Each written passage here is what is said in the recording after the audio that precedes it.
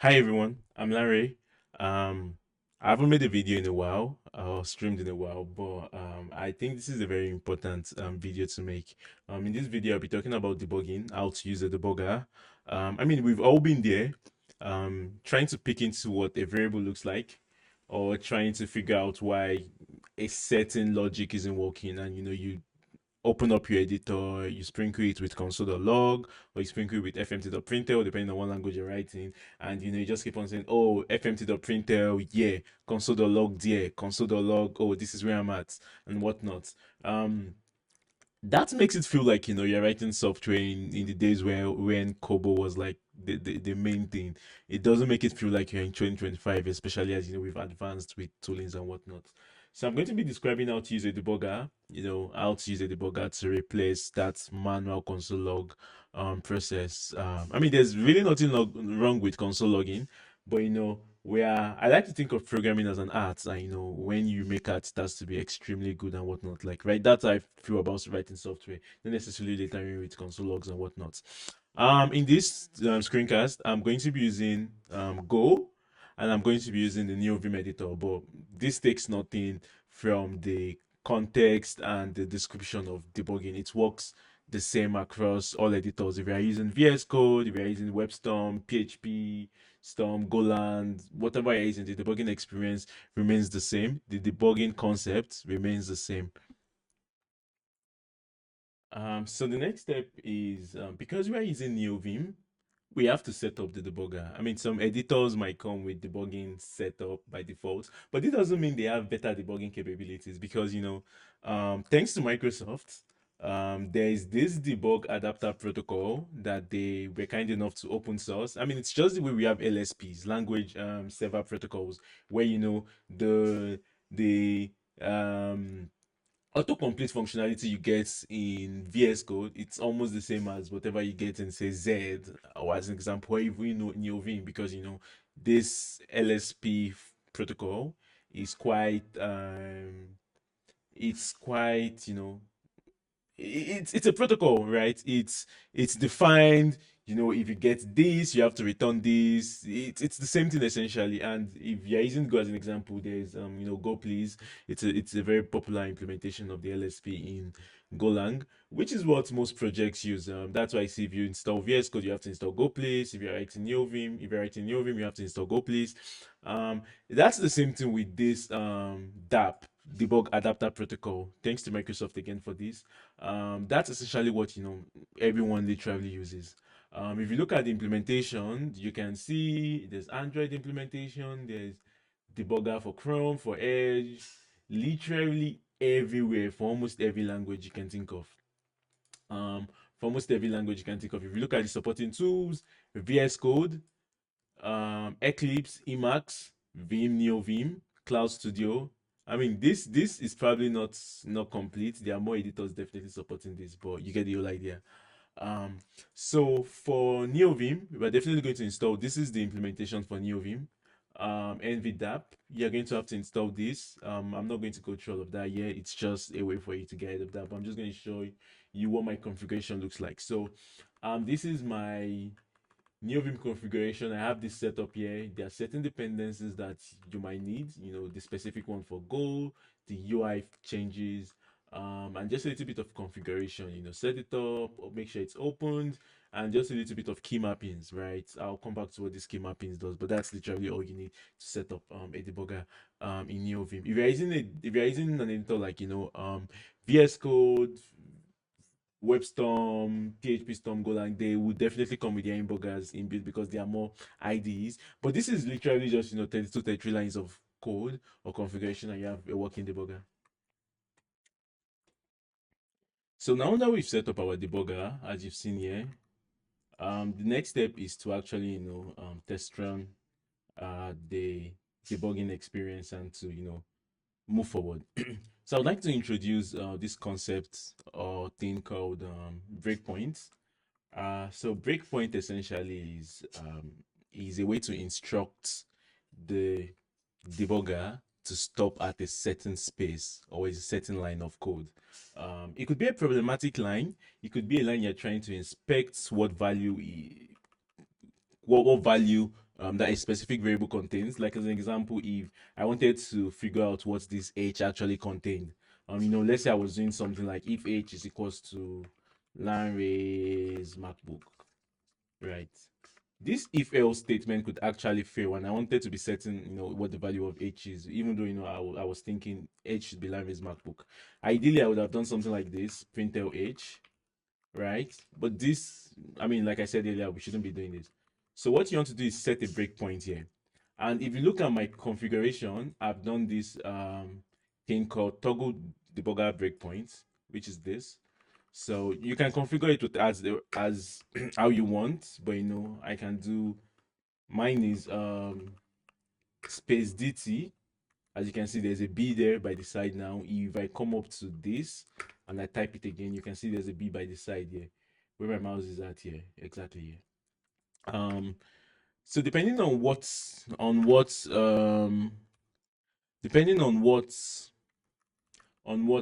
tooling you use, it might be different. I believe in VS Code and PHP Storm or Golang. You just need to click on the line number for the debug break to come out. But depending on what you want, mine is set to command line here.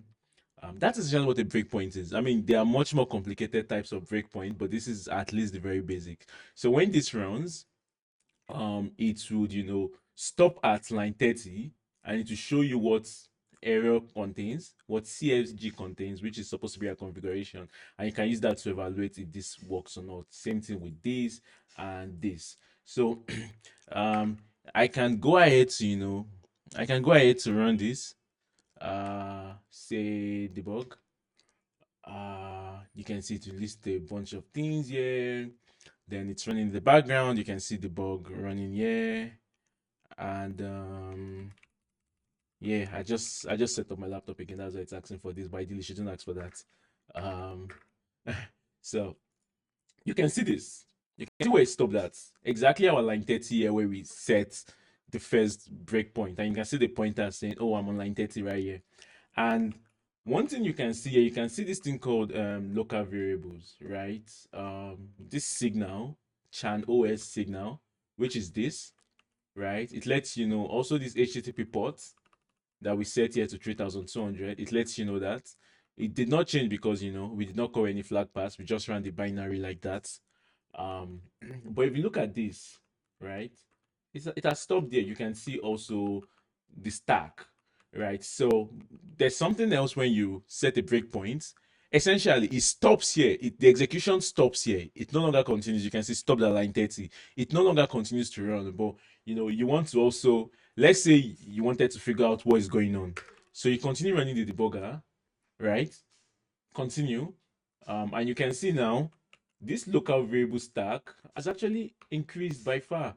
Now we can see CFG, log level, Postgres, Redis DSN. So now we can tell that our configuration passing doesn't seem to work so well. If you look at error here, it tells you, oh, there's an error, not a valid log level. Oh, what was that? Sorry about that. Because if you look at this, if you look at the log here, we are passing this, and yeah, we are passing this into log level and whatnot. So it tells you there's an error there. Then I can also decide to continue. I can also decide to continue and look at what our logger contains and look at what our memory stock contains, and that's it. It's completely done. Um, obviously you can kill the debugger and whatnot, and that's essentially how breakpoints work. This is a simple, kind of like simple application, but I'm still going to show later on how this can work in a much more complicated environment. But the most important thing you have to know is breakpoints. You can insert breakpoint at certain spaces to inspect to inspect what certain variables are and why something is not working. And you can see in the control panel, you can see um what everything is like. You can see the stacks, you can see the local variables, you can see literally everything. So uh very simplistic project, right? Just trying to understand how breakpoints work and how I have described what breakpoints essentially are, but that's extremely simplistic in the sense that we just looked through variables, right? We just looked through variables. We didn't actually like test run a real app. So this testing go app is actually a real app, even though it's quite simplistic.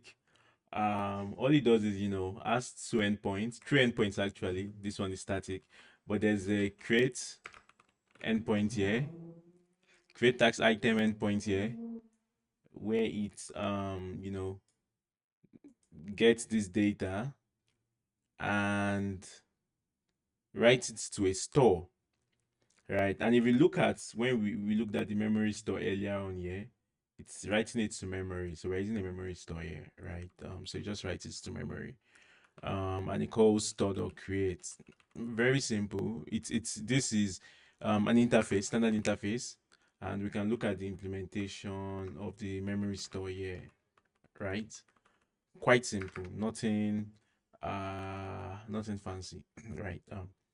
So for the fetch tags, it's essentially just passes the UID from the request, right? Checks if it's new and gets the item from the store. Very simple, but it works. This is what most apps will be doing. Some logic and a bit of CRUD, some more complex logic and whatnot. So we can use this as a real test for how to debug a real world application, right? So back to what I said about breakpoints, we'll be doing this first, the fetch tags item.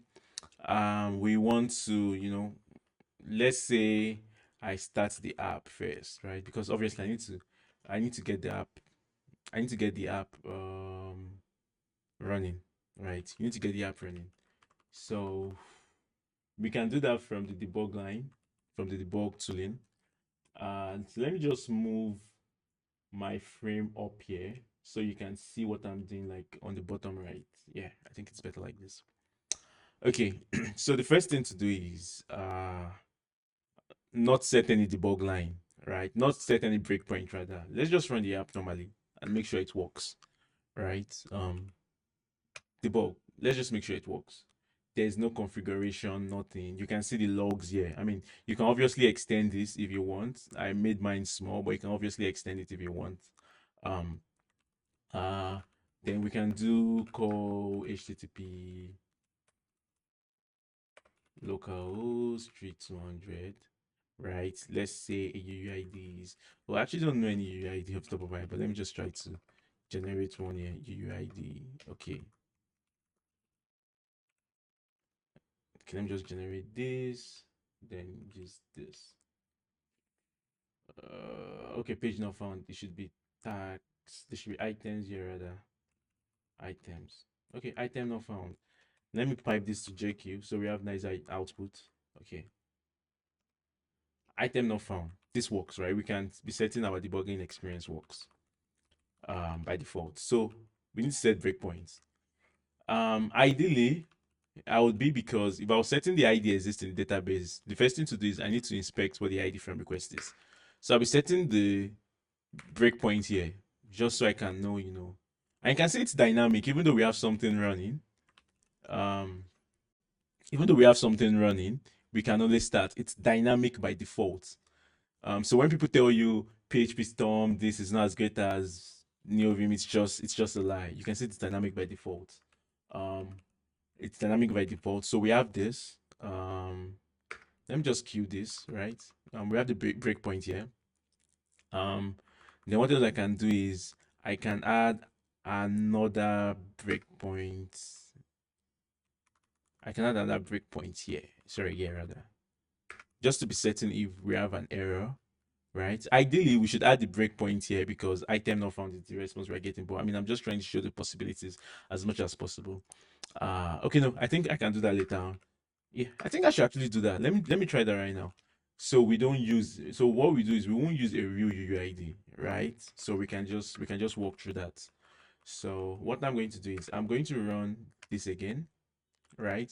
You can see running debug here. You can see the logs right here where my mouse is at, and you can see our breakpoints here. You can always dynamically add more breakpoints like I've shown earlier on. But if I run this, you can see it stops here. it doesn't execute anymore. It stops. You can see the time spent is still going on, but the debugging experience has stopped this, and we need to continue, right?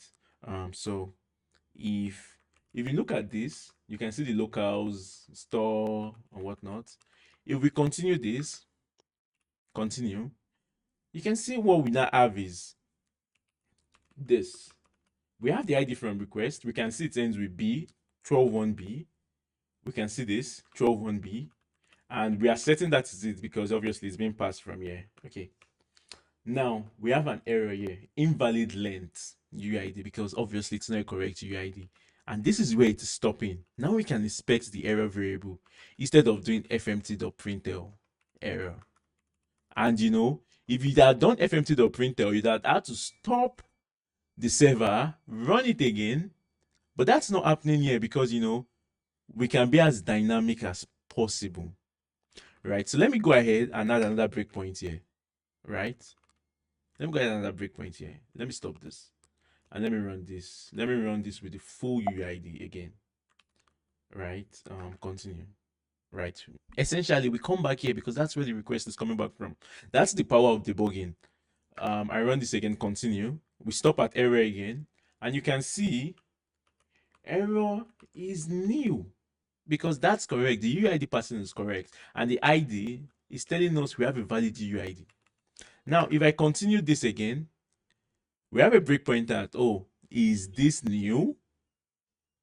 Right? And you can see on line 69, that's where we at. You can see stopped at line 69. That's where we at. Is it new? Of course it is not new. So continue with that. Right? And you can see the response we actually now come through. So let's just simplify it and let's remove all these breakpoints that we have here. I think I should keep this one. Let me remove this. Now let me do this. Right now we have an error, but I want to verify, and the funny thing is you can actually go inside of functions too, so it doesn't have to be just on the root function, right? So if I come here and do memory, because we need a memory store and we are looking for the get method.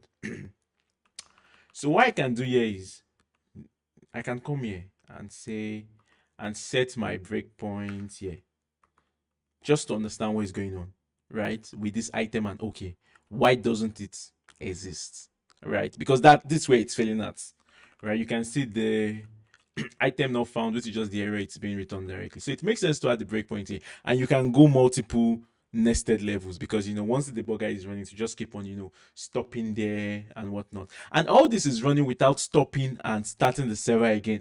Let me remind you, this is Go. If you change code, you added fmt.Println here, you have to stop the binary and you have to rerun the binary again. That's just the way Go works, sadly. But with the debugging experience, it's extremely dynamic. It picks up new breakpoints. You can add breakpoints at any time and it just works. So now I've added a breakpoint here, right? You can see the B by the side tells you a breakpoint is here now. Now I've added this here, right? What else? Okay.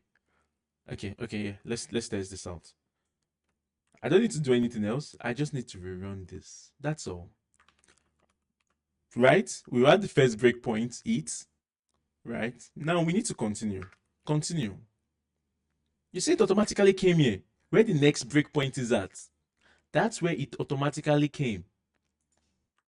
Now, if you look at this, you can see tax item is new, right? Because each of this item,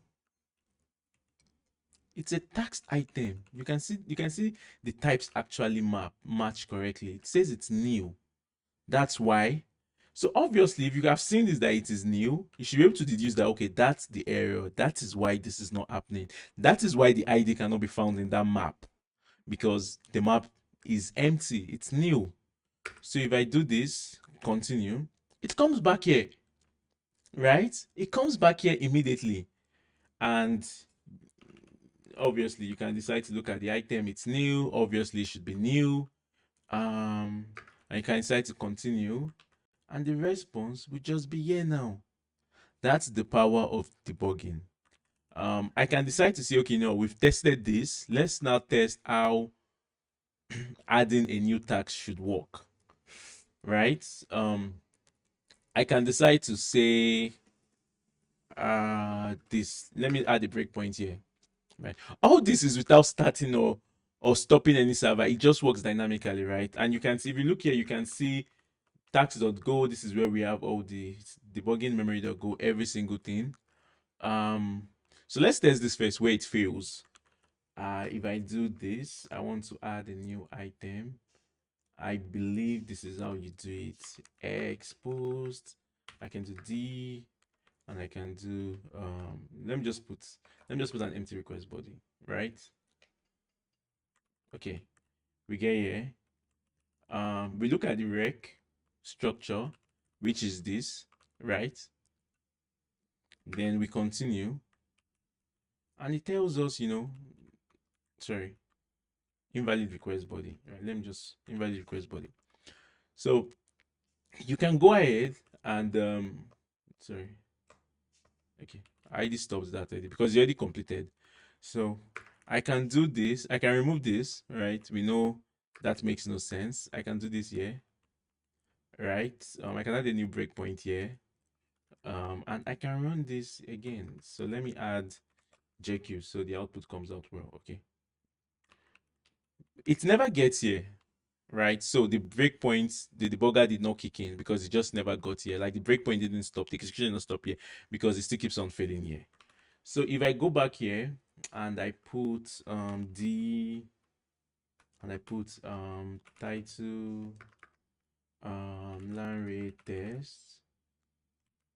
Can I close this? This should pass that. Sorry. I see. We need one more thing. We need one more thing. We need one more thing. H content type, I believe. Content type application slash JSON. Okay. Yep. So you can see it literally here right now. We can see what our request is like. We can see line test description, and if I continue here, it goes on, and we can see it failed right here. So let me just add JQ here so the output is nicer. Yeah. So now that we've seen this, it's essentially a way of how to debug. Okay, we know, oh, this is failing. Provide a valid title description. What value is in there? I could have done json.new encoder os.std out dot encode rec, right? I could have done this, but it surely means, I had to delete the line of code, I had to restart the binary, I had to run it again. It's just extremely complicated and it doesn't work that way, right? You could be much more, you could do this in a much more better way. So I could come here to create two and make sure to figure out what is happening in this line, right? And I could also say, okay, let me just add this line, right? Let me add a debug, a breakpoint here rather. And I can run this again by saying, let me add description. This is my test description, right? Right. So you can see we've gotten through the whole validation here.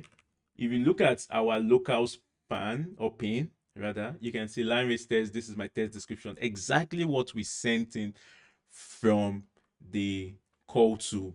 And you can look at the store. You can see, obviously, we've seen earlier that our store contains a mutex. You can see everything here. You can see the request. You can see the response writer. You can see the item which we created here, right? And we can see we stopped here because this was where we added the breakpoint. Now, if I continue, it automatically comes here to the next breakpoint.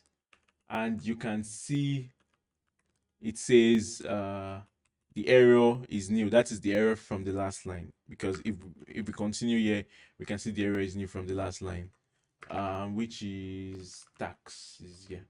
So that's essentially how debugging works. Nothing crazy, nothing insane. It just works by default, way better than printl rather. Now, if I take this ID, right? Let me do this. If I take this ID and if I scroll all the way up and change this, right? Change this. We have this error here.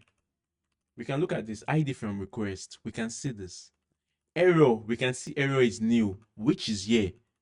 Sorry, which is this error here, right? We can see it's new. The ID there, we can see the ID variable. It's new. It's you can see the ID. It's the exact variable in the code that is in the pane here, and we can see the exact values. If I continue here, we can see it came back to the memory.get because that's where it works at. And if I continue here, you can see it came back to here. Errors is this, which is not. And if I do this, continue, and we have our response.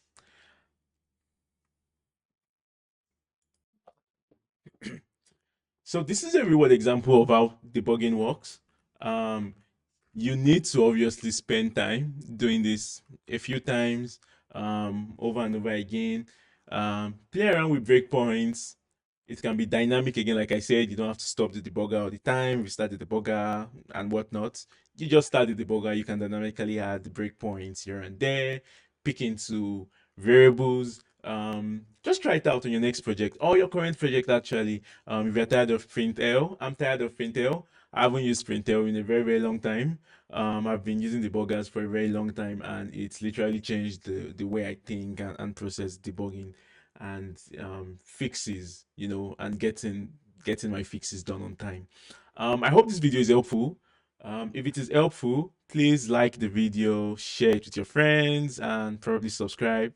Most importantly, like the video so I can, go off the YouTube algorithm. Cheers, everyone. Enjoy the rest of your day.